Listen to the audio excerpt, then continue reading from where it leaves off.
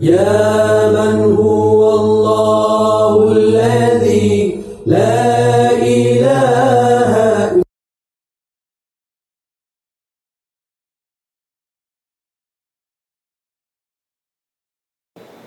بڑا اہم سوال کیا ہے سعید بھائی نے.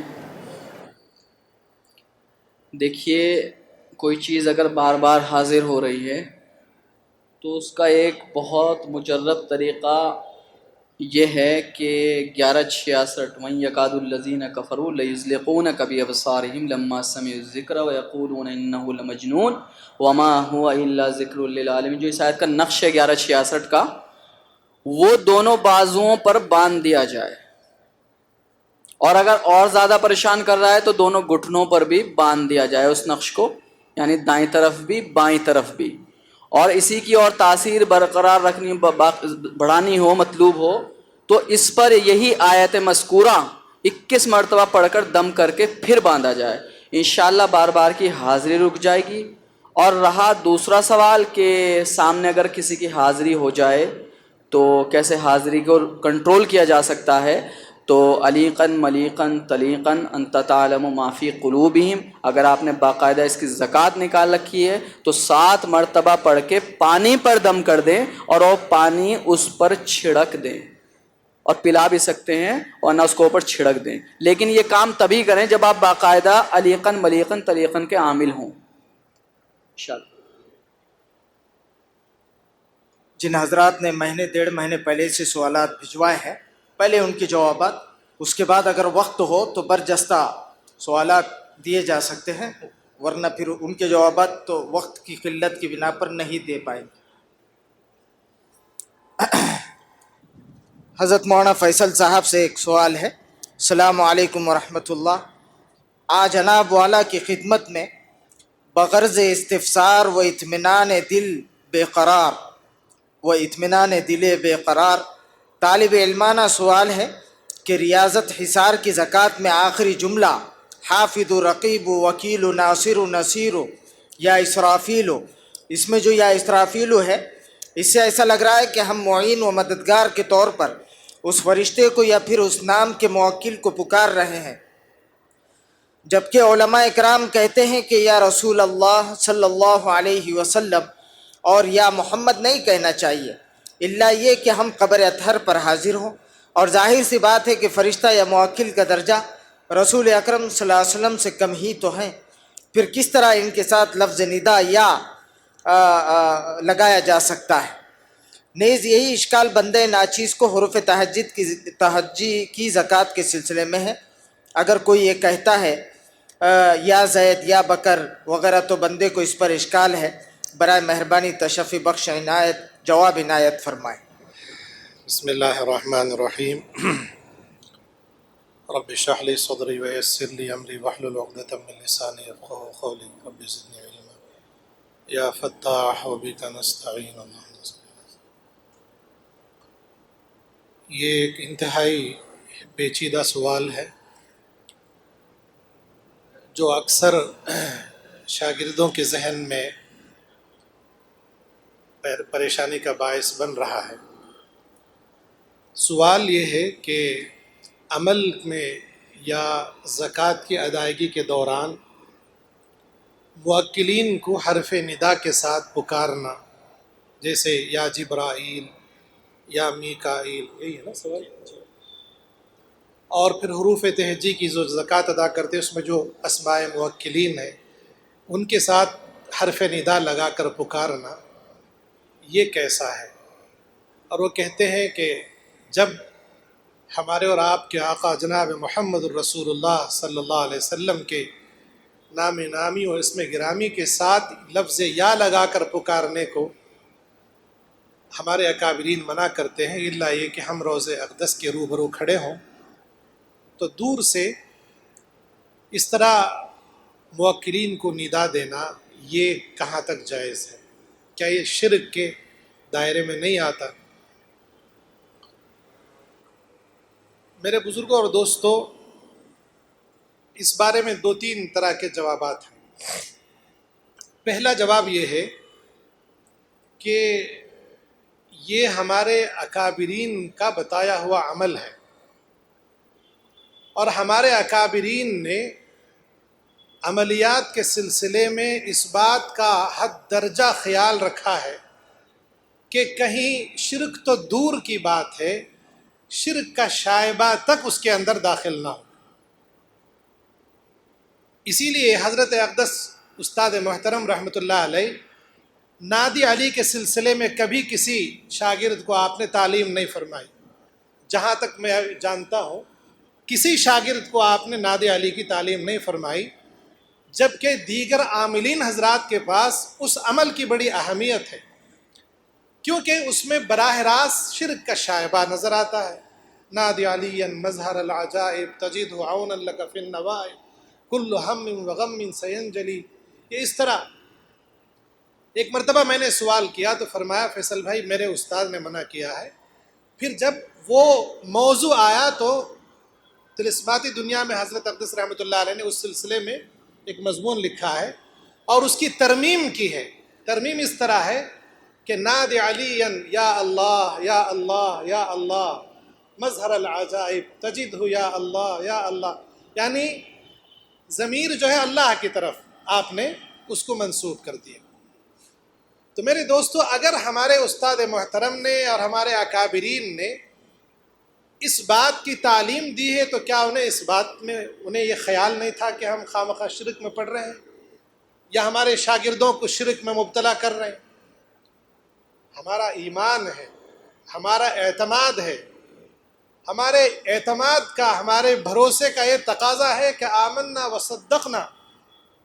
ہمارے اکابرین ہمیں غلط رہنمائی نہیں کریں گے، تو اس طرح کے سوالات کا پیدا ہونا ایک بیجا ہے۔ اس کا جواز ہے، جواز ہونے کی وجہ ہی سے ہمارے اساتذہ نے اس کو جائز قرار دیا ہے۔ اس طرح کے اعمال آپ کو انشاءاللہ اعمال قرآنی میں بھی مل جائیں گے، اشرف العملیات میں بھی مل جائیں گے۔ حضرت مولانا اشرف علی تھانوی رحمۃ اللہ علیہ کے جو معمولات ہیں جس میں حرف ندا کے ساتھ یہ ہے۔ دوسرا جواب یہ ہے، ایک تو پہلا جواب یہ ہے کہ ہمارے اکابرین نے اس کو جائز سمجھا، اس میں قباحت نہیں دیکھی، کوئی برائی نہیں دیکھی، اس لیے وہ بھی عمل کرتے رہے، اپنے شاگردوں کو بھی انہوں نے سکھایا۔ اب اعتراض کرنے والے اعتراض کرتے رہیں گے، ہم اس کی پرواہ نہیں کریں گے، نمبر ایک۔ دوسرا جواب یہ ہے کہ اگر یہ سوال برائے سوال ہے یا برائے اعتراض ہے تو پھر اس کی انتہا نہیں ہے۔ ہم ایک جواب دیں گے، پھر اس پر ایک اعتراض ہوگا، پھر اس کا جواب دیں گے، پھر اس پر ایک جواب ہوگا، ایک لامتناہی سلسلہ شروع ہو جائے گا۔ دنیا میں کتنے سوالات ایسے ہیں، غلط عقائد والے، باطل نظریات والے، حتیٰ کہ خدا کے وجود کا انکار کرنے والے، رسالت کا انکار کرنے والے، ختم نبوت کا انکار کرنے والے۔ اہل حق علماء اس کا جواب دے ہی رہے، لیکن وہ چل ہی رہے، ان کا سلسلہ جاری ہے۔ حق و باطل کا یہ معرکہ تا قیام قیامت قائم رہے گا۔ اللہ کے نبی صلی اللہ علیہ وسلم نے فرمایا کہ ہر نبی کو 3 مقبول دعائیں ملتی ہیں۔ 2 دعائیں میں نے اللہ سے مانگ لی ہیں، ایک دعا آخرت کے لیے میں نے محفوظ رکھی۔ پہلی دعا یہ ہے کہ میں نے یہ دعا کی کہ یا اللہ میری امت کو عام عذاب کے ذریعے سے ہلاک نہ کیا جائے، جیسے عاد و سمود اور پچھلی امتوں کو۔ اللہ نے اس دعا کو قبول فرمایا۔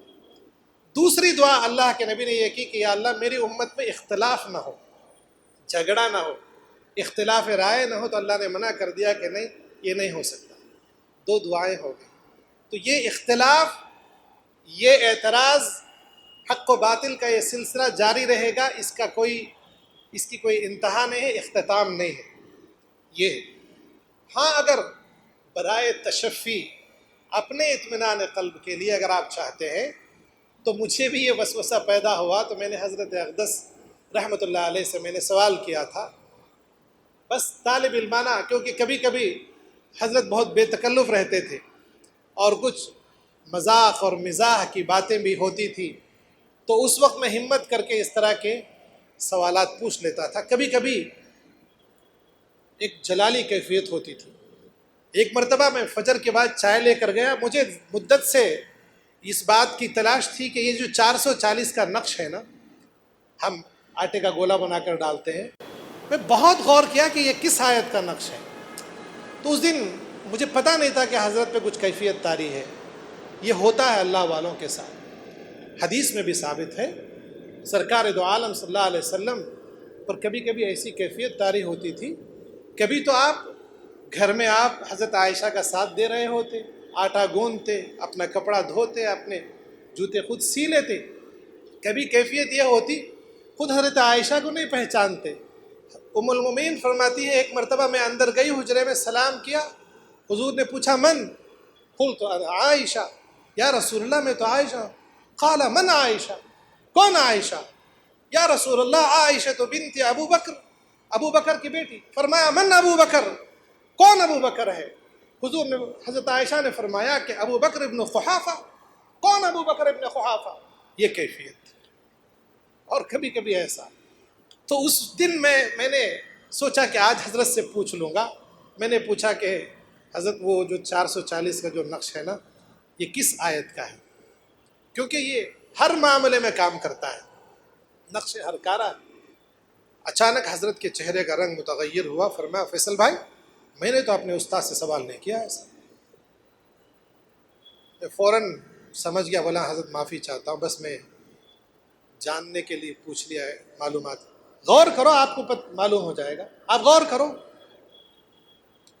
تو میرے دوستو یہ اس طرح کا ہوتا تھا. تو ایک دن حضرت کا موڈ بہت اچھا تھا. میں نے یہی سوال کیا کہ حضرت یہ جو لفظ یا لگا کر ہم پکارتے ہیں، ہمارے یہاں کچھ غیر مخلدین کا زیادہ سابقہ رہتا ہے. تو حضرت نے فرمایا کہ فیصل بھائی اصل میں حرف ندا کے مختلف اقسام ہیں. ایک حرف ندا جو ہے استعانت کے لیے ہے، اور یہ صرف مخصوص ہے اللہ کی ذات کے ساتھ. یا اللہ، یا رحمان، یا رحیم، یا حی یا قیوم. یہ مدد طلب کرنے کے لیے یہ صرف مخصوص ہے استعانت کا جو حرف ندا ہے، یہ صرف اللہ کے ساتھ. یہ کئی اقسام بتائے، میں بھول رہا ہوں. جو میرے مطلب کی بات تھی مجھے یاد ہے. ایک جو حرف ندا ہے وہ حرف ندا برائے امر ہے، کسی بات کا حکم کرنے کے لیے کہ فلاں ادھر آؤ. اگرچہ جسے آپ حکم دے رہے ہو عمر میں آپ سے بڑا ہو، علم میں آپ سے بڑا ہو، کوئی مسئلہ نہیں ہے. یہ جو ندا ہے یہ ندائے امر ہے، اور اللہ نے انسان کو افضلیت اور شرف عطا فرمایا ہے. وَلَقَدْ كَرَّمْنَا بَنِي آدم. تمام ملائکہ پر اللہ نے حضرت انسان کو فضیلت عطا کی. فرشتوں نے اعتراض کیا تو اللہ نے کیا فرمایا؟ انی اعلم ما لا تعلمون. اے انسانوں کے بارے میں جو میں جانتا ہوں تم نہیں جانتے. بسا اوقات حضرت انسان اپنے اعمال کی وجہ سے، اپنے مقام اور مرتبے کی وجہ سے ملائکہ سے بھی افضل ہو جاتا ہے. تو اس لیے اسے حق بنتا ہے کہ وہ ملائکہ کو حکم دے سکتا ہے. تو عجب یا جبرائیل بحق الف، یہ استعانت کے لیے نہیں ہے، یہ ندائے امر ہے. ہم حکم دے رہے ہیں کہ اے جبرائیل، ہم الف کے واسطے سے جو اللہ کے نام کا پہلا حرف ہے تمہیں حکم دے رہے ہیں کہ میرے خدمت خلق میں تم میرا ساتھ دو. یہ ندائے امر ہے، ندائے استعانت نہیں ہے.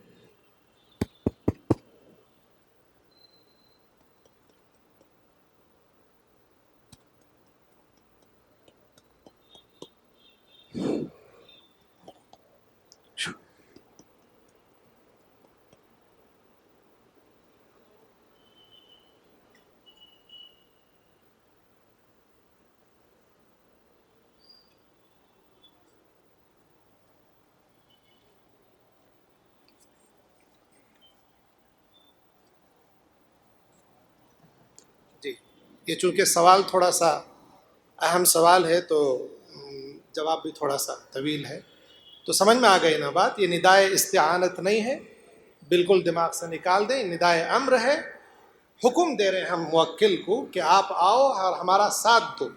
اس میں کوئی قباحت نہیں ہے. دوسری بات یہ ہے کہ اگر آپ فرض کر لیجئے استعانت کے لیے بھی، تو میں آپ کے سامنے 3-4 حدیثیں پیش کر سکتا ہوں جس میں باقاعدہ ملائکہ کو پکارنے کا حکم ہے. ہمارے اکابرین اس کے قائل ہیں. مثلا دیکھیے مسند بزار میں حضرت عبداللہ ابن عباس رضی اللہ تعالیٰ عنہ کی روایت ہے، فرماتے ہیں اللہ کے نبی صلی اللہ علیہ وسلم ان للہ ملائکۃ فی الارض سوى الحفظہ، زمین میں جو حفاظت کے لیے فرشتے مقرر ہیں، لہو معقبات من بین یدیہ ومن خلفہ، انسانوں کی حفاظت کے لیے جو فرشتے مقرر ہیں، ان کے علاوہ کچھ فرشتے ایسے اللہ کی طرف سے زمین میں ہیں جو جن کا کام یہ ہے یکتبون ما یسقطون من ورق الشجر، درختوں کے جو پتے گرتے ہیں ان کو لکھنا ان کا کام ہے.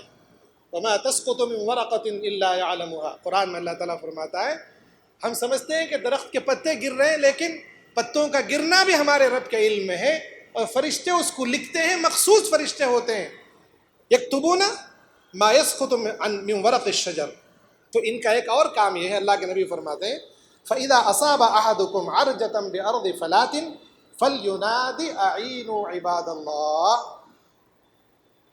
حضور فرماتے ہیں کہ اگر کسی جنگل میں ویرانے میں کسی کو کوئی پریشانی لاحق ہو جائے، راستہ بھول جائے، سواری گم ہو جائے یا کسی مصیبت کا شکار ہو جائے، تو وہ فرشتے گھومتے رہتے ہیں.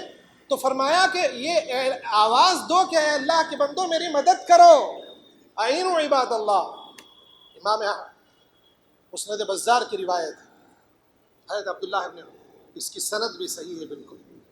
دوسری روایت طبرانی میں المعجم الکبیر میں حضرت عتبہ سے رسول اللہ صلی اللہ علیہ وسلم کی روایت حدیث میں ہے کہ اذا ضل احدکم شیئا، جب تمہاری کوئی چیز گم ہو جائے، سواری گم ہو جائے، او اراد احدکم عونا وهو بارض ليس بها انیس، اور وہ کسی ایسی جگہ ہو جہاں اس کا کوئی ساتھی نہ ہو، فلیقل یا عباد اللہ اغیثونی، تو وہ کہے کہ اللہ کے بندو میری مدد کرو. فإن للہ عبادا لا نراہم، کیونکہ کچھ اللہ کے بندے روئے زمین پر ایسے ہیں جو جنہیں ہمیں نہیں دیکھ رہے ہیں. یہ غور کرنے کی بات ہے. جو ہمیں ان کا سوال یہ ہے کہ جو سامنے نہ ہو تو اس کو کیسے پکارے. اللہ کے رسول فرماتے ہیں کہ زمین پر کچھ بندے ایسے ہیں لا نراہم، ہم ان کو نہیں دیکھتے ہیں، پھر بھی ان کو پکارنے کا حکم ہے، لا نراہم، ہمیں پکارو.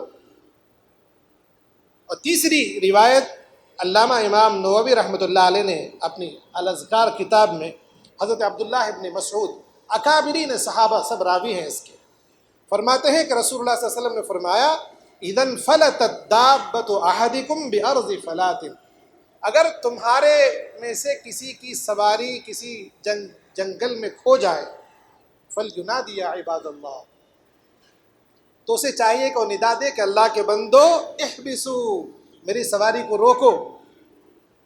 احبسو عباد اللہ فإن للہ عز وجل فی الارض حاضرا سیحبسہ، اللہ کی طرف سے کچھ لوگ ایسے ہیں جو سواری کو روک لیں گے. یہ امام نووی نے اس کو روایت کی ہے، علامہ سیوطی نے بھی اس کو روایت کی. چوتھی روایت، یہ ایسے 10-20 روایتیں مل جائیں گی، 4 روایتیں میں آپ کے لیے نکالا ہوں، یہاں صبح بیٹھ کے میں نے لکھا ہے. کتاب المسائل میں مسند امام احمد، کتنی مستند کتاب ہے. خود امام احمد ابن حنبل رحمۃ اللہ علیہ فرماتے ہیں اس حدیث کے بعد کہ حججت 5 حجج، 5 حج میں نے کیے، سنتین راکبا وثلاثۃ ماشیہ، 2 حج تو میں نے سوار ہو کر کیے سواری پہ، اور 3 حج میں نے پیدل چل کر کیے. فضللت الطریق فی حجۃ، ایک حج کے موقع پر ایسا ہوا کہ میں راستہ کھو گیا، راستہ میں نے کھو دیا. وکنت ماشیا، میں چل کے جا رہا تھا. فجعلت اقول یا عباد اللہ دلونا علی الطریق، میں کہنے لگا اللہ کے بندو مجھے راستہ دکھاؤ. میں فلم ازل اقول ذلك حتی وقعت فی الطریق، میں برابر یہ جملہ کہتا رہا حتیٰ کہ کسی نے مجھے سیدھے راستے پہ لا کے ڈال دیا. امام احمد ابن حنبل رحمۃ اللہ علیہ، اتنے بڑے امام. تو میرے دوستو ہمارے پاس دلائل ہیں، جبھی تو ہمارے اکابرین نے اس کو جائز قرار دیا کہ یا جبرائیل یا اسرافیل، یہ ندائے استعانہ نہیں ہے، ندائے امر ہے. میں امید کرتا ہوں کہ میری بات سمجھ میں آ گئی. جزاکم اللہ خیر الجزا. مفتی صاحب سے سوال ہے، حیدرآباد کے تربیتی کیمپ میں حاضرات کے جو 2 عمل بتائے گئے تھے، ان 2 عمل کا عامل موکل کے ذریعے ناجائز تعلقات ختم کرانے میں بھی مدد کر سکتا ہے، لے سکتا ہے۔ دوسرا سوال ہے، متعین لڑکی یا لڑکے سے شادی کرنے کا عمل یا تعویذ کرنا کیسا ہے، جائز ہے یا ناجائز؟ اسی طرح عورتوں کو ایسے تعویذ لکھ کر دینا جس سے شوہر ان کے تابع ہو جائے، جائز ہے یا ناجائز؟ دیکھیے ایک بات غور سے سنیں کہ مولانا فیصل صاحب نے بھی غالباً تربیتی کیمپ میں بتایا تھا کہ والد صاحب رحمۃ اللہ علیہ موکل کو بہت کم زحمت دیتے تھے۔ ہر مسئلے میں موکل سے کہنا یہ بھی کر دو وہ بھی کر دو، یہ مناسب نہیں ہے۔ اور دوسری بات، سب سے پہلے تو یہاں سوال پیدا ہوتا ہے، جس نے بھی یہ سوال کیا ہے، کیا وہ موکل اس کے تابع ہو گیا؟ یہ ایسے ہی بس ہوا میں سوال چل رہے ہیں، کیونکہ میں نے شاید سورہ رحمان کے ایک آیت کا بتایا تھا، اور دوسرا محمد وقاص جو نابینا بزرگ ہیں۔ دیکھیے موکل آپ کی کسی مسئلے میں رہنمائی کر دے، یہی آپ کی بہت بڑی جیت ہے۔ تشخیص کر دے مسئلہ کیا ہے، یہ علاج بتا دے، لیکن وہ سب کچھ آپ یہ چاہتے ہیں موکل کے ذریعے کروا دیں، کسی کو جدائی کروانی ہے، کسی کو محبت کروانی ہے، سارے امور اس کے کاندھوں پہ ڈال دیں، میں سمجھتا ہوں یہ مناسب نہیں ہے۔ زیادہ آپ زحمت دیں گے موکل کو، موکل بھاگ جائے گا۔ اور رہی بات سعید بھائی نے پوچھی ہے کہ متعین لڑکی سے رشتہ نکاح شادی کرنے کے لیے تعویذ وغیرہ کرنا کیسا ہے؟ دیکھیے روحانی عملیات کی لائن ہر دور میں افراط و تفریط کا شکار رہی ہے۔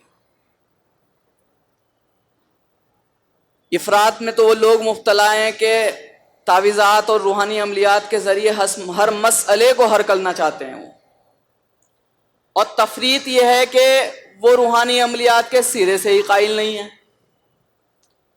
تو دونوں طرح کے طبقے ہیں، مناسب نہیں ہیں، اس میں ایک اعتدال کا راستہ ہے۔ لا تجعل یدک مغلولۃ الی عنقک ولا تبسطها، سورہ بنی اسرائیل کی آیت ہے کہ اللہ نے بخل کو بھی منع کیا، اللہ نے اسراف کو بھی منع کیا۔ اعتدال کا راستہ اختیار کرو۔ اسی طرح روحانی عملیات میں بھی عمل ہو، یہ تعویذ وغیرہ اس طرح کے بنانے ہوں، دیکھیں جائز مقامات پر کریں۔ اور رہی بات، دیکھو جائز ہے نہیں ہے، ہر جگہ جائز اور ناجائز نہیں دیکھنا چاہیے، کچھ چیزیں افضل و مفضول بھی ہوتی ہیں۔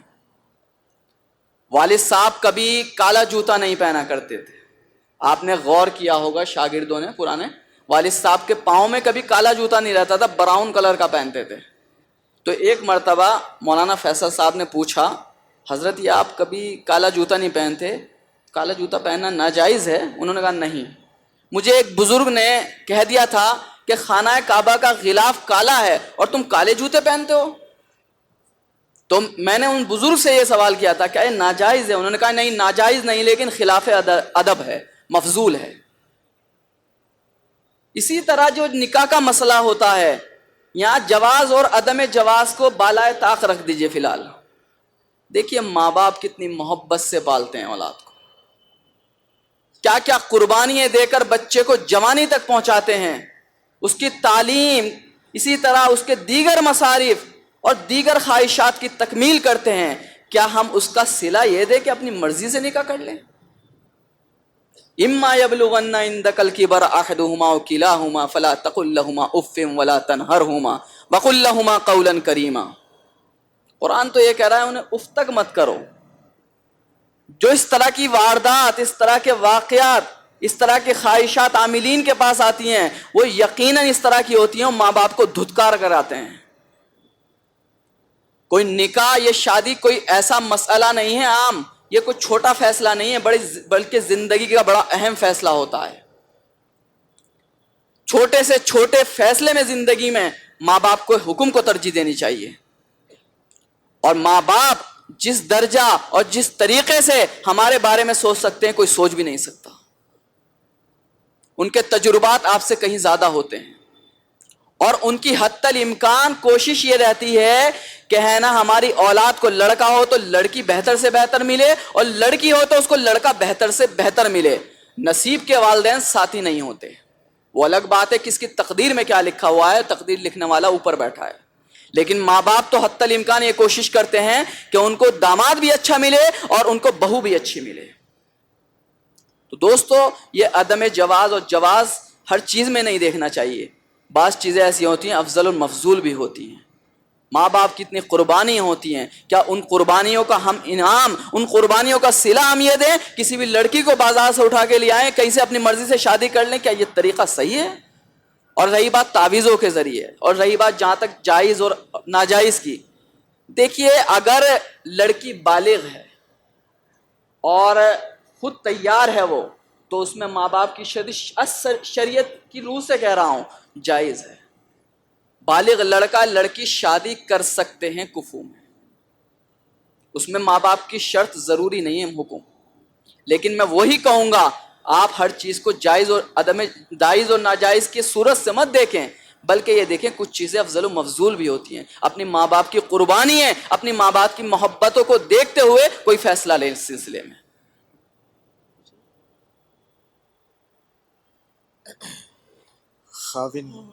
خاوند کو تابع کرنا کا تابع کرنے سے کیا مراد ہے؟ مطلب آگے پیچھے بھی رہے؟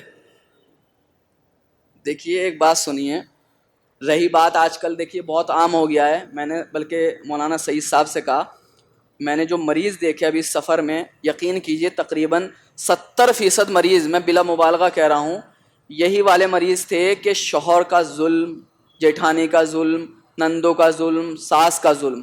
تو میں نے مولانا سعید صاحب سے کہا مولانا سعید صاحب یہ تعویذ وغیرہ اپنی جگہ ہیں، لیکن باقاعدہ علماء کو بٹھا کر کوئی ایک تنظیم، کوئی ایک تحریک چلائی جائے، یہ بڑا ظلم ہو رہا ہے عورتوں کے اوپر. بلکہ انہوں نے اتفاق سے مجھے برجستگی سے یہ حکم بھی دے دیا کہ جمعہ میں مجھے بیان کرنا ہے، تو میں نے اسی موضوع پر وہاں بیان بھی کیا جمعہ میں. میں نے کہا قرآن تو یہ کہہ رہا ہے وَمِنْ آيَاتِهِ أَنْ خَلَقَ لَكُم مِّنْ أَنفُسِكُمْ أَزْوَاجًا لِتَسْكُنُوا إِلَيْهَا وَجَعَلَ بَيْنَكُم مَّوَدَّةً وَرَحْمَةً، کہ میاں بیوی تو ایک دوسرے کے لیے باعث سکون ہیں. لیکن ہم کیا دیکھ رہے ہیں، کیا ہو رہا ہے؟ شوہر ظلم کر رہا ہے، بیوی اس سے خوش نہیں ہے. یہ کون سا ہے؟ یہ ظاہر سی بات ہے ساری دنیا جھوٹ بول سکتی ہے، قرآن جھوٹ نہیں بول سکتا. اس کا مطلب ہمارے اندر ہی کمیاں ہیں. تو میں نے سعید صاحب سے کہا اس کے بارے میں کوئی تحریک چلائی جائے، کوئی تنظیم بنائی جائے، علماء اس پر توجہ دیں. بہت برا حالات ہے، اس ازدواجی زندگی مسلمانوں کی برباد ہو کر رہ گئی ہے. پھر بیچاری عورتیں کیا کرتی ہیں، جاتی ہیں عاملین کے چکر کاٹتی ہیں، مولانا سعید صاحب سے کہتی ہیں ذرا تسخیر قلوب کا بنا دیجئے، شرف زہرہ بنا دیجئے. مولانا سعید صاحب خاص ساتھ میں شرف زہرہ وغیرہ بنا کے دیتے ہیں، کچھ کام بن جاتا ہے. تو دیکھیے اس طرح کی بنا سکتے ہیں. اگر شوہر ظالم ہے اور محبت نہیں کر رہا ہے تو اس کی محبت کو طلب کرنے کے لیے اس طرح کے نقوش وغیرہ تیار کیے جا سکتے ہیں جس سے وہ اس سے محبت کرنے لگے اور اس کا ظلم محبت میں تبدیل ہو جائے. جائز ہے. حضرت سے سوال ہے، سورہ مزمل شریف سے پانی پر، آئینے پر، نقش پر حاضرات خود کرنے کا طریقہ کیا ہے، اس کی ریاضت کیا ہے؟ دوسرا سوال ہے، موکلات نمبر 163 پر جو ہمارے ادارے کا حصار ہے، حصار کا ایک عمل ہے، اس کے کیا کیا فائدے ہیں؟ وہ حصار کہاں ہے؟ وہ اس میں اگر آپ لگاتے تھوڑا تفصیل سے بیان کیا جائے تو شاگردوں کو بڑا فائدہ ہو. میرے بھائیوں، حاضرات کے سلسلے میں جو آپ نے سورہ مزمل کی حاضرات کا ذکر کیا ہے، میں نے حضرت رحمۃ اللہ علیہ سے سنا ہے کہ سورہ مزمل کا عمل بہت ہی سخت ہوتا ہے. اس کے جو موکلین ہیں معمولی سی بھی بے اصولی، بے پرواہی، غفلت کو برداشت نہیں کرتے اور فوراً رجعت ہو جاتی ہے. اور سورہ مزمل کی رجعت کا جو شکار عامل ہوتا ہے اس رجعت سے نکلنا بھی تقریباً محال ہے. اس لیے حضرت اقدس رحمۃ اللہ علیہ سورہ مزمل کی تعلیم بہت کم کیا کرتے تھے. بہت ہی اگر پختہ شاگرد ہو اور باہمت ہو، صحت بھی اس کی اچھی ہو، قوت ارادی بھی اس کی بہترین ہو، تو پھر وہ اس قابل ہے. حاضرات کے خود پانی پر، آئینے پر، انڈے پر، پان کے اوپر، ناخن کے اوپر آسان سے حاضرات جو ہے وہ آیت کریمہ کی ہے. آپ حضرات نمبر میں دیکھ سکتے ہیں. معمول کے مطابق 3125 مرتبہ آپ اس کی زکوٰۃ ادا کر لیں. پرہیز کی بھی کوئی ضرورت نہیں ہے. اگر تھوڑی سی آپ احتیاط چاہیں تو جمالی پرہیز کر سکتے ہیں. کر لیں تو عمل میں تاثیر بڑھ جاتی ہے. 40 دن کے بعد اس میں کرنا یہ ہے کہ ایک بوتل پانی رکھ لیں آپ سامنے. بوتل ایسا ہو کہ منہ اس کا بڑا ہو, بالکل جیسے کوکو کولا والی بوتل نہیں, جیسے جس کا منہ تھوڑا سا بڑا ہو, جس میں ہم دیکھ سکتے ہوں آرام سے, وہ بوتل رکھ لیں, پانی بھر لیں. روزانہ جو آپ 3125 مرتبہ پڑھیں گے آیت کریمہ, اس پہ دم کرتے جائیں پانی اور دیکھتے جائیں. تو آپ کو 10-15 دن کے بعد ہی سے پانی کے اندر کچھ نقوش نظر آنے لگتے ہیں, لیکن آپ کو کچھ کرنا نہیں ہے, عمل کو مکمل کرنا ہے.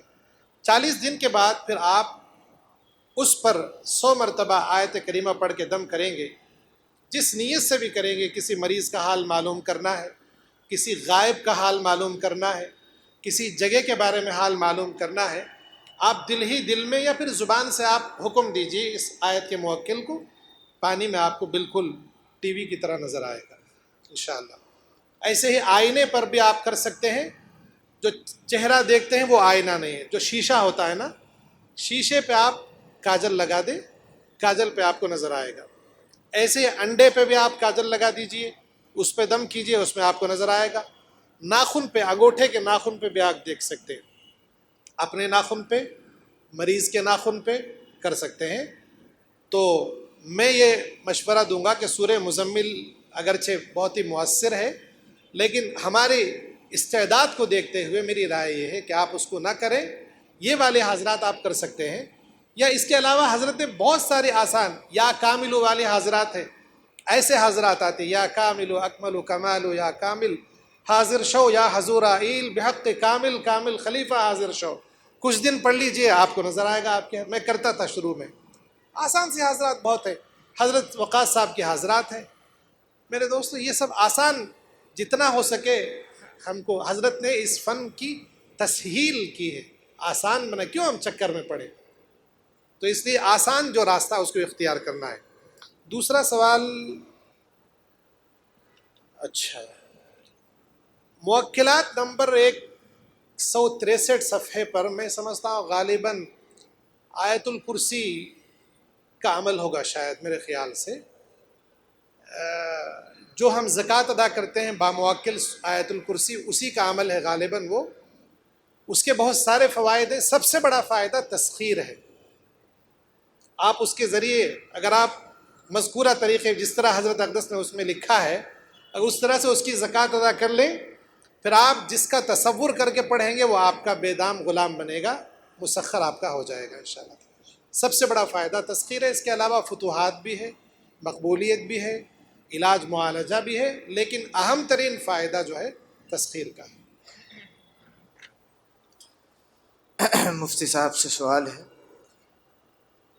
تمام شاگرد حضرات ہر قسم کے مریضوں کا علاج ادارے کی مصنوعات کے ذریعے کرتے ہیں, لیکن گلے کی تعویذات تقریباً تمام شاگرد اپنے ہاتھ سے لکھ کر دیتے ہیں. حالانکہ ان تعویذات کی زکوٰۃ اکثر شاگرد ادا نہیں کیے ہوئے ہوتے ہیں, تو کیا زکوٰۃ کے بغیر ایسے ہی دینے سے تاثیر ہوگی, یا ان تمام تعویذات کی اجازت حضرت اقدس استاد العاملین حضرت مولانا حسن الہاشمی صاحب رحمۃ اللہ علیہ کی جانب سے تمام شاگردوں کو اجازت ہے؟ برائے مہربانی اس کا جواب عطا فرمائیں. دیکھیے, ابھی نقوش کا بیان بھی ہوا تھا پہلے نشست میں, لیکن نقش دو قسم کے ہوتے ہیں, ایک نقش طبعی اور ایک نقش وضعی. نقش طبعی وہ ہوتے ہیں جو کتابچے میں آپ نے جن کی زکوٰۃ نکالی ہے, یعنی جو صرف چال بتاتے ہیں نقش کی کہ کیا چال ہے, آتشی ہے, آبی ہے, خاکی ہے, بادی ہے, یہ نقش طبعی ہیں.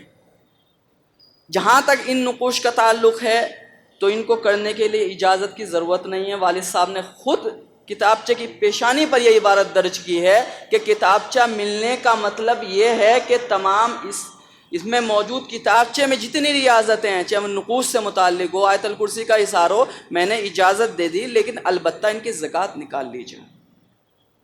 اور نقش وضعی وہ نقش کہلاتے ہیں کہ آیت کے جو نقش ہوتے ہیں چاہے وہ حرفی ہوں یا ذل کتابت ہوں یا عددی ہوں، لیکن وہ اسماء الہی یا آیت وغیرہ پر مشتمل ہوں، وہ نقش وضعی کہلاتے ہیں۔ دیکھیے بہتر تو یہ ہے کہ آدمی جس آیت کا یا اسم الہی کا نقش پر کر رہا ہے، تیار کر رہا ہے، اس کا عامل ہونا چاہیے، اس آیت کی یا اس میں الہی کی زکوٰۃ نکال رکھی ہے اس نے۔ لیکن اگر طبی نقوش کی زکوٰۃ نکالنے کے بعد کوئی کسی آیت وغیرہ کو وضعی شکل میں تبدیل کر دیتا ہے، یعنی وضعی نقش بنا دیتا ہے، اس سے بھی اثر ہوتا ہے، الحمدللہ ہوتا ہے۔ لیکن اگر کوئی باقاعدہ عامل بنائے، مثلا سورہ یوسف کی جو آیت ہے فاللہ خیر حافظا وہو ارحم الراحمین، جس کا نقش سب جانتے ہیں 608 سے شروع ہوتا ہے، اگر اس آیت کے آپ عامل بھی بن جائیں اور پھر اس نقش کو پر کریں تو یقیناً نسبتاً فائدہ زیادہ ہوگا۔ تو طبی نقوش کی تو اجازت ہے، البتہ دیگر نقوش بھی لکھے جا سکتے ہیں، لیکن زکوٰۃ نکال کر نقوش پر کریں تو زیادہ بہتر ہے۔ حضرت سے سوال ہے کہ اکثر مرتبہ خواتین کے بدن پر اور کبھی کبھار مرد حضرات کے بدن پر بھی ناگن اتر آتی ہے اور اس میں بہت زیادہ تکلیف ہوتی ہے، اس کا جواب مرحمت فرمائیں۔ دیکھیے جنات کی بہت ساری قسمیں ہیں۔ اللہ کے رسول صلی اللہ علیہ وسلم نے فرمایا کہ 3 قسم کے جنات ہیں، بعض دوسری احادیث میں اور بھی قسمیں ہیں۔ مشہور حدیث میں ہے کہ اللہ کے نبی نے فرمایا کچھ جنات ایسے ہیں جن کے پر اور بازو ہوتے ہیں،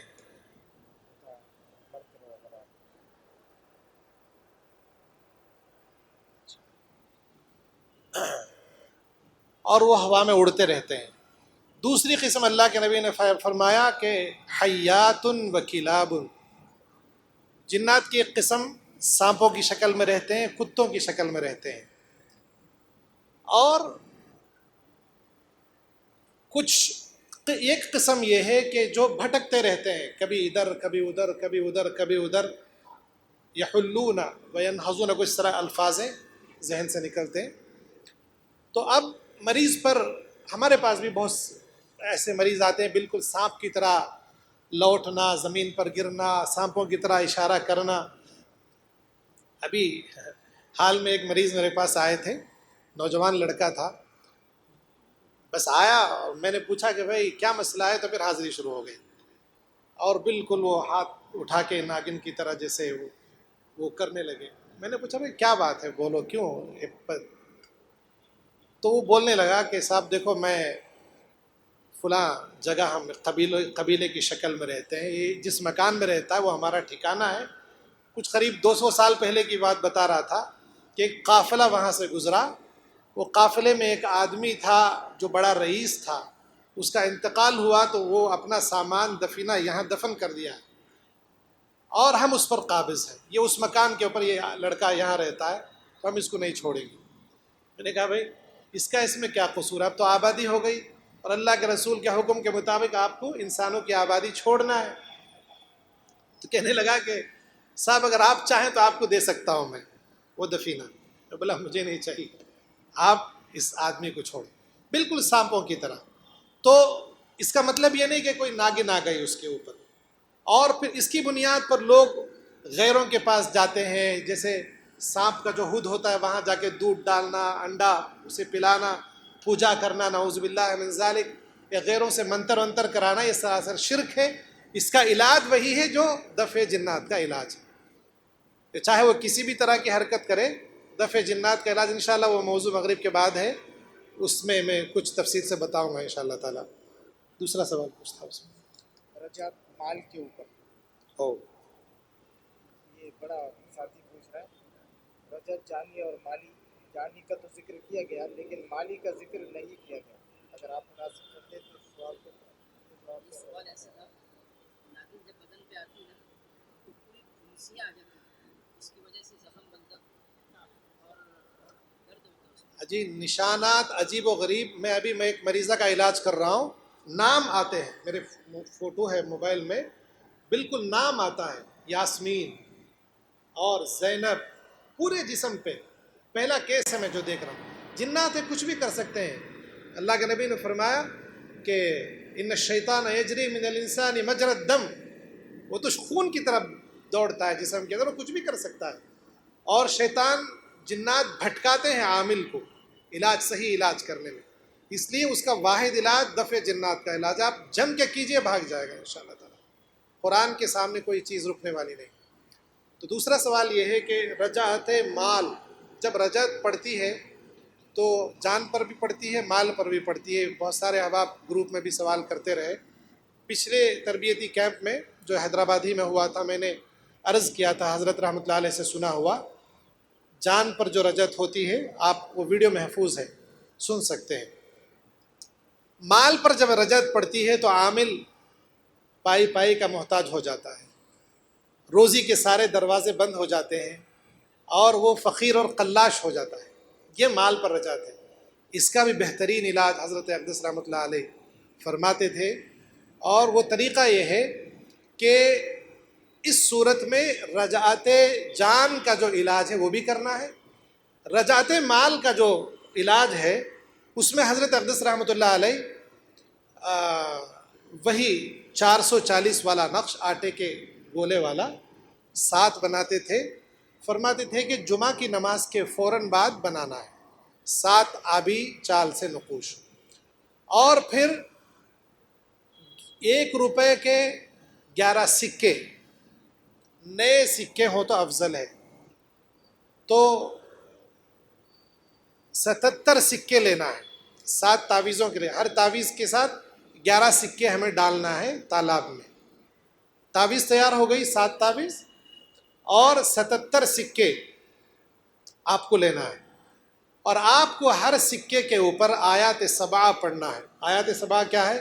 حضرت فرماتے تھے ہر سکے کے اوپر 7 مرتبہ حسبنا اللہ و نعم الوکیل، 7 مرتبہ نعم المولا و نعم النصیر، 7 مرتبہ نصر من اللہ و فتح قریب، 7 مرتبہ انا فتحنا لک فتحا مبینا، 7 مرتبہ لا الہ الا انت سبحانک انی کنت من الظالمین، 7 مرتبہ الیس اللہ بکاف عبدہ، اور 7 مرتبہ الا یعلم من خلق وہو اللطیف الخبیر.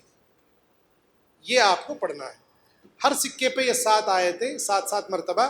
اس طرح 87 سکوں پہ دم کرنا ہے. طریقہ کیا ہے؟ پہلے آپ رجعت جان کا جو علاج ہے بیری کے پتے والا وہ کر لیں گے. اس سے فارغ ہونے کے بعد 7 دن تک آپ کو یہ عمل کرنا ہے کہ روزانہ 1 تعویذ اپنے تکیے کے نیچے رکھ کے سو جائیں گے. صبح سویرے اٹھ کے اس تعویذ کو آٹے میں گولا بنائیں گے، تالاب میں اپنے ہاتھوں سے ڈالیں گے، اور 11 سکے 1 روپے کے جو آپ نے دم کر کے رکھا ہے، حضرت فرماتے تھے اس طرح، اس کو پکڑی تھوڑا سا، اس طرح بائیں ہاتھ کی ہتھیلی میں رکھنا ہے، اور اس طرح یہ سبابہ اور اس سے ابہام سے کلیمے کی انگلی اور یہ انگوٹھے سے سکے کو پکڑنا ہے اس طرح سے، اور سکے ڈالنا ہے. سکہ جب پھینکیں گے تو حضرت فرماتے تھے مٹھی کو بند رکھنا ہے. جیسے سکہ آپ نے اٹھایا، پھینکتے وقت مٹھی بند، پھر اٹھایا، پھر پھینک، اس طرح 11 سکے آٹے کا گولا ڈالیں گے، پھر 11 سکے ڈالیں گے. یہ رجعت مال کا زبردست علاج ہے. 7 دن مکمل کرنے کے بعد یہی نقش جو ہے آپ باندھ لیں آتشی چال سے، انشاءاللہ رجعت مال ختم ہو جائے گی.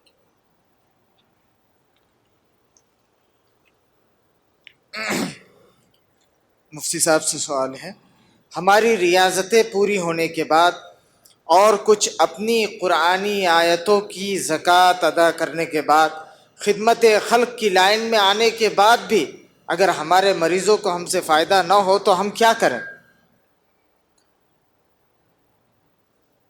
اس طرح کے سوالات ذاتی نمبرات پر بھی موصول ہوتے رہتے ہیں کہ فلاں عامل کے پاس جاتا ہے مریض تو ٹھیک ہو جاتا ہے، اور ہم آپ کے ادارے سے وابستہ ہیں لیکن مریضوں کو شفا نہیں مل پا رہی ہے. دیکھیے، سبب تلاش کرو اپنے ہار جانے کا، کسی کی جیت پہ رونے سے کچھ نہیں ہوگا. آپ یہ دیکھیے کہ آپ ہارے کیوں، کیا کوتاہیاں ہوئیں، ان کوتاہیوں کی تلافی کریں. اور اس کا دوسرا جواب یہ ہے کہ حضرت ابراہیم علیہ السلام کا قول اللہ تبارک تعالیٰ نے قیامت تک کے لیے قرآن میں محفوظ کر دیا ہے وَإِذَا مَرِضْتُ فَهُوَ يَشْفِي۔ آپ والد صاحب اکثر کہا کرتے تھے ساعتوں کا لحاظ کر لیجئے، علم نجوم کا اعتبار کر لیجئے، سب چیزوں کو اصول و ضوابط کو پیش نظر رکھ کر نقش تیار کیجئے، لیکن فیصل بھائی نقش اثر تبھی ہوگا جب اللہ چاہے گا۔ اگر اس کی مشیت نہیں ہے تو تمام اصول و ضوابط بیکار ہو جاتے ہیں۔ ان اللہ یفعل ما یشاء۔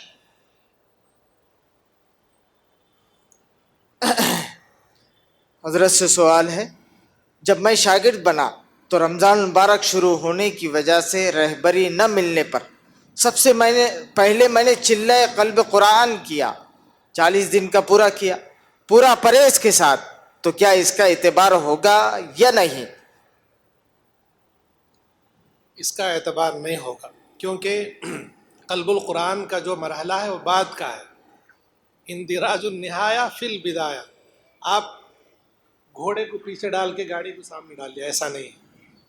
پہلے آپ کو جو سلسلہ ہے سورہ یاسین کے 9 چلے وہ کرنا ہے، اس کے بعد ہی قلب القرآن کا مرحلہ آتا ہے۔ اگر آپ نے زکوٰۃ ادا کر لی ہے تو انشاءاللہ فائدہ تو ہوگا، لیکن جو اصل مقصود فائدہ ہے جو اس سے موکلین آپ کے معاون رہیں گے وہ سورہ یاسین کے چلوں کے بعد ہی ہے۔ تو آپ سے عرض ہے کہ آپ دوبارہ اس کو کر لیجیے۔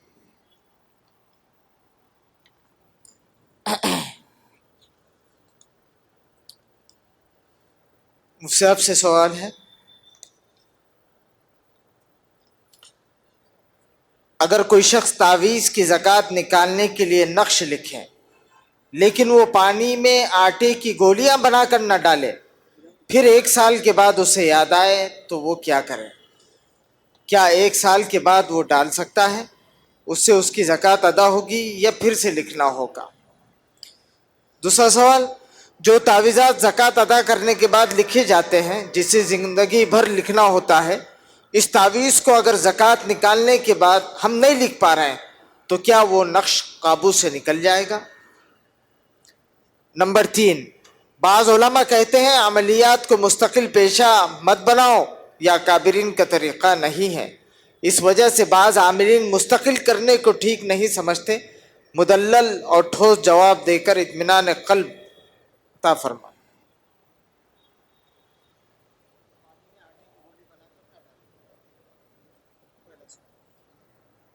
دیکھیے کوئی یہ مدلل اور مفصل جواب کا موقع ہی نہیں ہے، مغرب ہونے والی ہے، مختصر انداز سے ہی جواب دیا جا سکتا ہے۔ جو سوال کیا ہے 1 سال بعد، مدت کم کر دی، کہتے کہ نقش بنانے کے 10 سال بعد ڈالیں تو کیسا رہے گا؟ آپ روٹی کھا لیں اور سالن 4 دن بعد کھائیں، کیا یہ صحیح رہے گا؟ اگر کھانا کھائیں گے تو پورا کھائیں گے نا، جس سے شکم سیری ہو جائے۔ تو کام ادھورا کیوں کر رہے ہیں؟ پورا کریں نا ایک ساتھ۔ دوسرا سوال کیا ہے؟ ہاں دیکھیے کیوں نہیں لکھ رہے ہیں، یہ جو اس میں لکھا ہے عبارت لکھ نہیں پا رہے ہیں، کیا انگلیوں میں زنگ لگ گیا ہے؟ ایک نقشی تو لکھنا ہے، لکھ لیجئے، ایک رجسٹر بنا لیجئے۔ والد صاحب یہ کہتے تھے اب آپ کو آٹے میں بھی ڈالنے کی ضرورت نہیں، مٹی میں دبانے کی ضرورت نہیں، ایک نقش بس رجسٹر میں لکھتے رہیں اور راحت مستقل پیشہ۔ دیکھیے بڑا عجیب سوال ہے، ابھی اکثر والد صاحب سے سنا کرتے تھے دوران تقریر، انتقال سے کچھ دن پہلے ہی کی بات ہے، کوئی بیٹھا تھا اس طرح یہ عملیات پر اعتراضات کر رہا تھا، کیونکہ یہ سوال بھی ایک اعتراض کے قبیل سے ہے۔ آپ مجھے بتائیے کون سا اس وقت کام، کون سا شعبہ، کون سا محکمہ ایسا ہے جہاں تجارت غالب نہیں آ گئی؟ یہاں علماء کرام بیٹھے ہوئے ہیں، بہت احتیاط کے ساتھ کہہ رہا ہوں، اس وقت مدارس تک میں بھی تجارت غالب آ چکی ہے۔ وکیل اپنی وکالت کے پیسے لے سکتا ہے، حکیم اپنی حکمت کے پیسے لے سکتا ہے، ڈاکٹر اپنی ڈاکٹری کے پیسے لے سکتا ہے، ڈرائیور اپنی ڈرائیوری کے پیسے لے سکتا ہے، بیچارہ عامل کی کیا خطا ہے وہ علاج کر کے پیسے نہیں لے سکتا؟ ہاں البتہ جو والد صاحب یہ نصیحت کرتے تھے کہ بیجا مطالبات نہ کریں، ایک آدمی پہلے سے پریشان آ رہا، بیجا مطالبات کر کے اسے پریشانی میں اور اضافہ کر دیں، درست نہیں ہے، بلکہ کوئی غریب آئے تو اسے مفت میں علاج بھی دے دیں۔ اور بالکل فری کی بھی عادت مت ڈالیے. واللہ الغنی وانتم الفقراء، اللہ بے نیاز ہے، تم بے نیاز نہیں ہو. اور یہ سوال، یہ جو میں نے بات کہی ہے، خاص طور سے حافظ عمران صاحب بھی سنیں. مریضوں کو والد صاحب منع کرتے تھے بالکل فری کی بھی عادت مت ڈالیں، ناقدری کریں گے وہ پھر آپ کے علاج کی. ٹھیک ہے نا؟ تو جہاں تجارت ہر جگہ غالب ہے، اصل بات ہے آپ کی نیت صحیح ہونی چاہیے، اخلاص ہونا چاہیے. آپ ہے نا کام کر رہے ہیں، اس کا ہدیہ لے رہے ہیں تو کوئی بری بات نہیں ہے. 3 سوالات دونوں اساتذہ کے باقی ہیں، اور جن حضرات نے مفتی صاحب کے پاس یا میرے پاس جمع کیا تھا ان سوالات کے جوابات دینے کا موقع نہیں ہے. اکثر شاگرد حضرات تشخیص سے متعلق تذبذب میں مبتلا ہوتے ہیں. کوئی مجرب طریقہ تشخیص بتائیں جس سے تمام شاگرد حضرات مستفیض ہوں، بطور خاص ناخن بینی والا عمل. تشخیص کے سلسلے میں سب سے آسان طریقہ یہ ہے کہ ہم نقش تشخیص کا استعمال کریں. یہ مجرب بھی ہے، آسان بھی ہے، محفوظ بھی ہے. تشخیص کے سلسلے میں میرے دوستو، یہ جتنا آپ کا تجربہ بڑھتا جائے گا اسی قدر آپ مرض کو پہچان سکیں گے. پہلے تو مریض کے علامات سے آپ پہچانیں گے کہ سحر کے علامات کیا ہیں، جنات کے علامات کیا ہیں، اور جنات میں اگر تسلیط الجن، جن کو مسلط کیا گیا ہے بذریعہ سحر، اس کی علامات کیا ہیں. یہ سب چیزیں ایک دم سے نہیں آ جاتی. جتنا آپ اس لائن میں آگے بڑھتے جائیں گے اتنا آپ کو تجربہ ہوتا رہے گا. تو اس لیے میری رائے ہے کہ آپ نقش تشخیص کا استعمال کریں. یہ آپ کے لیے بہترین ذریعہ ہے، آسان بھی ہے، محفوظ بھی ہے. علامات لکھے ہوئے ہیں، جو علامت ظاہر ہوگی آپ اس کے مطابق آپ مریض کا علاج کر سکتے ہیں. ناخن بینی کا جو عمل ہے میرے دوستو، یہ بھی انشاءاللہ آپ کو بتایا جائے گا، لیکن یہ چونکہ بڑا عمل ہے، انشاءاللہ تعالی جب مفتی صاحب کی اجازت ہوگی تو انشاءاللہ تعالی اگلے آنے والے کیمپوں میں بھی آپ حضرات کے ذوق و شوق کو، اب تو مفتی صاحب نے اعلان کیا کہ اگلے سال ہوگا دوسرا، ہماری خواہش ہے کہ ہر مہینہ ہو. آج جو حلقے بنائے گئے ہیں اس کا ایک مقصد یہ بھی ہے کہ ہر صوبے میں ہو، ہر صوبے والوں کو یہ سعادت ملے کہ وہ اپنے اپنے صوبوں میں کیا ہے تربیتی کیمپ منعقد کریں. تو انشاءاللہ تعالی جلد کی کیا ہے، ابھی کافی میرے ایک استاد تھے احسان القرآن، ان سے میں نے پڑھا تھا. وہ حج میں گئے تھے تو اس وقت وہ حرم میں کسی نے امام مہدی ہونے کا دعویٰ کر دیا تھا. پورا حرم بند، اور جتنے اندر تھے ان کو پکڑ پکڑ کے لے جا کے بیعت کرا رہے تھے کہ امام مہدی سے. کوئی شیعہ تھا اندر آ گیا، وہ خون خرابہ ہوا، کئی لوگوں کا قتل ہوا. میرے استاد بھی پھنس گئے اندر، عبد الخالق حضرت نام تھا ان کا، لیکن بڑے مزاحیہ مزاج رکھتے تھے. وہ 4 آدمی پکڑ کے لے کے گئے، چلو امام مہدی سے بیعت کرو. ابھی ڈرتے ڈرتے اگر جو نہیں مانتا تھا اس کو گولی مار دیتے تھے. تو اب یہ گئے جا کر بولے کہ کیا ہے، بیعت کرو امام مہدی سے. یہ بولے کہ حضرت حدیث میں ہے امام مہدی آئے تو 40 سال رہیں گے، بول کو ابھی کیا جلدی، انشاءاللہ صبح کل آ کے کر لوں گا میں. چھوڑ دیجیے. تو اس طرح ہمارے پاس کافی وقت پڑا ہے، انشاءاللہ تعالی ہم ناخن بینی والا عمل بعد میں سیکھیں گے. مفتی صاحب سے سوال ہے، عملیات میں استاد کی ضرورت تو ہے ہی، لیکن اس کام میں ٹریننگ کی ضرورت ہے یا کام کرتے کرتے تجربہ ہو جائے گا؟ حضرت فیصل صاحب جواب دے چکے ہیں. کیونکہ میں اس کام میں سالوں سے لگا ہوا ہوں، میرے دل کا ڈر نہیں جا رہا ہے. لوگ رجوع کرتے ہیں تو دل میں ایک خیال آتا ہے کہ مریض پر حاضری ہو جائے تو کیسے کنٹرول کروں گا، یا کبھی نہ بھی ہو حاضر تو کچھ ہوگا تو نہیں، ایسا خیال آتا ہے. رہنمائی فرمائیں. مال گیا تو کچھ گیا، عزت گئی تو بہت کچھ گیا، اور حوصلہ گیا تو سب کچھ گیا. حوصلہ نہیں کھونا چاہیے. ہاں البتہ اس لائن میں خطرات بھی بہت ہیں، اس لیے اپنی حفاظت جیسے کہ مولانا فیصل صاحب نے کہی چلو وغیرہ کے کرتے رہنا چاہیے. زکوٰۃ نکالیں، اس کے بعد ہی اس لائن میں قدم رکھیں، باقاعدہ علاج و معالجہ شروع کریں. اور رہی بات دل کو مضبوط کرنے کی، اپنا حوصلہ بڑھانے کی، تو یا قویو 116 مرتبہ اگر پابندی سے پڑھیں تو اس سے بھی تقویت پہنچتی ہے، روحانی اعتبار سے بھی، جسمانی اعتبار سے۔ حضرت سے سوال ہے کہ اماوس کا کیا مسئلہ ہے؟ لوگ پوچھتے ہیں اس میں مریض کو زیادہ تکلیف ہوتی ہے، حضرت حقیقت کیا ہے؟ جناب علی، اماواس کی بہت بڑی حقیقت ہے۔ بعض نادان قسم کے لوگ یہ اماواس کا انکار کرتے ہیں۔ یہ ہمارے رب کا بنایا ہوا ایک نظام ہے، اور باقاعدہ حدیث سے اس کا ثبوت ہم کو ملتا ہے۔ سورہ فلق کے اندر ایک آیت ہے، وَمِن شَرِّ غَاسِقٍ اِذَا وَقَبَ، اور میں غاسق کے شر سے پناہ چاہتا ہوں جب وہ چھپ جائے۔ مفسرین اگر آپ تفسیر کی کتابیں اٹھا کے دیکھیے، غاسق سے مراد چاند ہے، جب وہ چھپ جاتا ہے تاریکی میں۔ چاند کا نظام، چاند بڑھتا ہے، مکمل ہوتا ہے، پھر گھٹتا ہے، بالکل گھٹ جاتا ہے، اور ایک دن کے لیے پورا چھپ جاتا ہے، مخفی ہو جاتا ہے، وہی اماواس ہے۔ اور اللہ تبارک و تعالیٰ اسی وقت سے پناہ چاہنے کا حکم فرماتے ہیں کہ وَمِن شَرِّ غَاسِقٍ اِذَا وَقَبَ، اے اللہ میں اس غاسق کے شر سے۔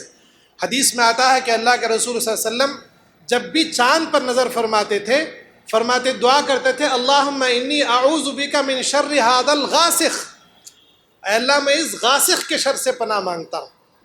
حضرت عائشہ کی حدیث ہے، فرماتی ہے کہ ایک مرتبہ رسول اللہ صلی اللہ علیہ وسلم نے حضرت عائشہ کا ہاتھ پکڑا، بخاری میں ہے، فرمایا یا عائشہ استعیذی باللہ من شر ھذا الغاسق، چاند کی طرف اشارہ کر کے فرمایا کہ عائشہ اس غاسق کے شر سے اللہ سے پناہ مانگو۔ تو فرماتے ہیں کہ چاند، اچھا اب غور کیجئے کہ چاند جب چھپ جائے تو کیا شر پیدا ہوتا ہے اور کس شر سے پناہ مانگی جا رہی ہے؟ آخر بات کچھ تو بات ہے جس کے شر سے پناہ مانگنے کا حکم اللہ کے نبی فرماتے ہیں۔ تو آج یہ یہاں کی لوکل کی زبان میں یہ اماواس ہے، لیکن وہ سخت تاریک رات ہے۔ اس تاریک رات کے اندر اللہ تعالیٰ کا کچھ نظام ہے، کل یوم ہوا فی شان، رب العالمین کے ہر دن ایک شان ہوتی ہے۔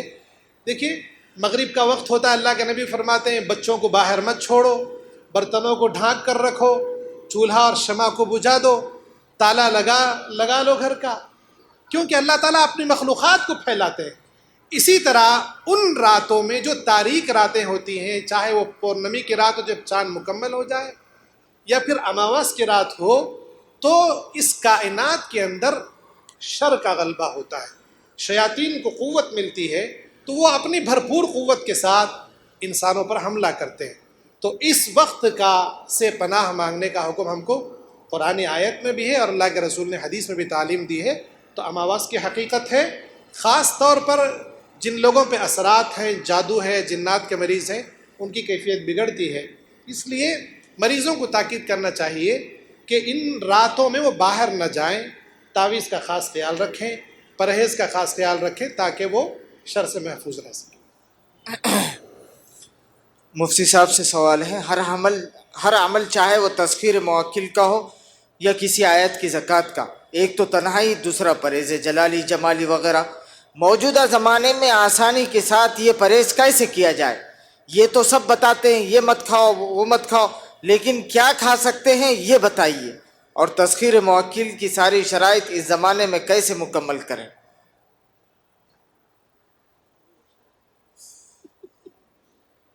بہت مختصر انداز میں دونوں شق کا جواب سنیے۔ پہلے شق کا جواب تو یہ ہے، میں شعر کے ذریعے دینا چاہتا ہوں کہ اس زمانے میں کیسے دی جا سکتی ہے زکوٰۃ وغیرہ، حالانکہ نہ تنہائی ہے، نہ یکسوئی ہے، نہ رزق حلال ہے۔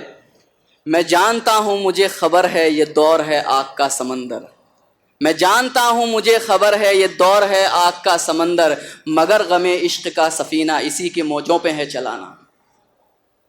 یہ مولانا عامر عثمانی صاحب کا شعر تھا۔ اور دوسرا جہاں تک تعلق ہے کیا کھائیں، ابلے ہوئے چنے کھائیں۔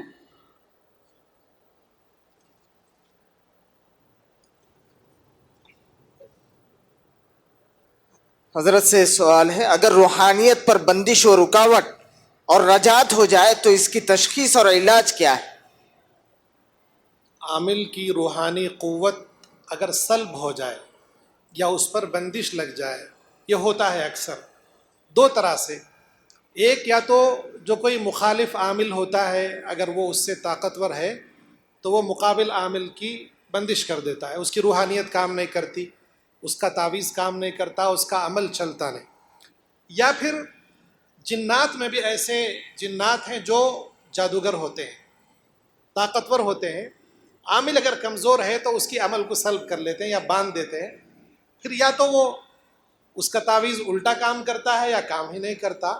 تو اس سلسلے میں حضرت رحمۃ اللہ علیہ سے میں نے سنا ہے کہ سورہ یاسین کی آیت اگر ایسی کسی کی کیفیت ہو جائے، وہ محسوس کرے کہ اس کی روحانیت جو ہے وہ بند ہو چکی ہے یا کسی نے بندش لگا دی ہے، تو حضرت فرماتے تھے وَجَعَلْنَا مِن بَيْنِ أَيْدِيهِمْ سَدًّا وَمِنْ خَلْفِهِمْ سَدًّا فَأَغْشَيْنَاهُمْ فَهُمْ لَا يَبْصِرُونَ۔ صرف تعوذ کے ساتھ 313 مرتبہ روزانہ پڑھنا ہے۔ اگر یہ پڑھتا رہے، ایک چلہ دو چلہ تک روزانہ پڑھتا رہے، تو اس کی روحانیت واپس آ جائے گی انشاءاللہ تعالی۔ اور دوسرا عمل حضرت یہ بھی فرماتے تھے کہ اسماء برحتیہ اگر کوئی کر لے، اس کی زکوٰۃ ادا کر لے، تو پھر کوئی بھی عامل، کوئی بھی جن، چاہے کتنا ہی وہ قوی کیوں نہ ہو، وہ عامل کی روحانیت کو سلب نہیں کر سکتے۔ مفتی صاحب، عملیات کے لیے وظیفے میں قرآن کی آیت وغیرہ پڑھنا، اس میں کیا ثواب ملتا ہے؟ اس لیے یہ عمل کی نیت سے پڑھا جاتا ہے۔ کسی عمل میں بسم اللہ اور آیات لکھ کر اس کو جلایا جاتا ہے، یہ کیسا ہے؟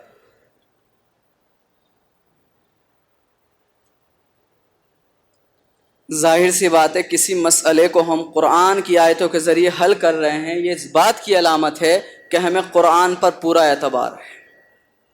اور قرآن پر اعتبار کرنا، قرآن کے ذریعے اپنے مسائل حل کرنا بذات خود ایک ثواب کا کام ہے۔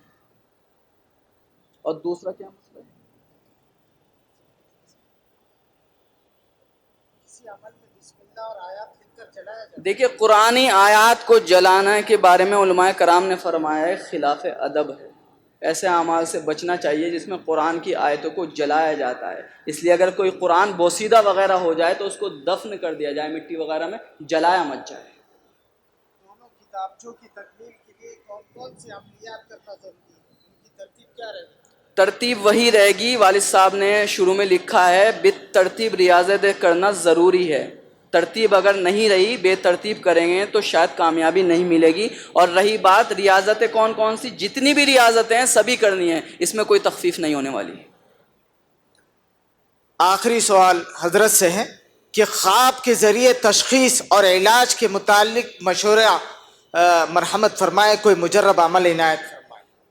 بہت بہترین سوال ہے، بہت بہترین عمل بتاؤں گا آپ کو انشاءاللہ۔ خواب کے ذریعے سے دیکھیے، اگر اکثر تشخیص کے سلسلے میں شاگرد حضرات پریشان رہتے ہیں، تو خواب کے ذریعے سے بہترین رہنمائی ہوتی ہے۔ اس کا طریقہ یہ ہے کہ آپ اپنے پاک صاف بستر پر لیٹیں، باوضو لیٹیں، اور 100 مرتبہ آپ کو سورہ اخلاص پڑھنا ہے، آگے پیچھے 11 مرتبہ درود ابراہیم، اور درمیان میں 100 مرتبہ سورہ اخلاص پڑھ کے یہ دعا کریں گے کہ یا اللہ، اس سورہ اخلاص کا ثواب جناب محمد الرسول اللہ صلی اللہ علیہ وسلم کی روح طیبہ کو پہنچائیے، اور آپ کے وسیلے سے میری رہنمائی کیجیے اس معاملے میں، اپنے مقصد کا ذکر کریں۔ اس عمل کو 3 دن، 7 دن، 10 دن تک کرنا ہے۔ آپ یقین جانیں، میں اکثر کرتا ہوں یہ عمل الحمدللہ، بالکل ایسا لگتا ہے کہ آپ کے سامنے اسکرین لگا ہوا ہے اور سارا منظر آپ کو دکھا دیا جاتا ہے، کہاں ہوا، کیا جادو ہوا، جنات ہیں، یا شادی فلاں سے کرنا ہے نہیں کرنا ہے، کاروبار شروع کرنا ہے نہیں کرنا ہے، زمین خریدنی ہے نہیں خریدنی ہے، سفر میں جانا ہے نہیں جانا ہے، 100% 3 دن میں ہی معلوم ہوتا ہے، یا 7 دن میں، یا 10ویں دن تو بالکل سمجھو کہ انشاءاللہ تعالی۔ اور میں آپ تمام حضرات کو اس عمل کی اجازت دیتا ہوں۔ یہ آپ کی ذرہ نوازی ہے، جزاکم اللہ خیر الجزا۔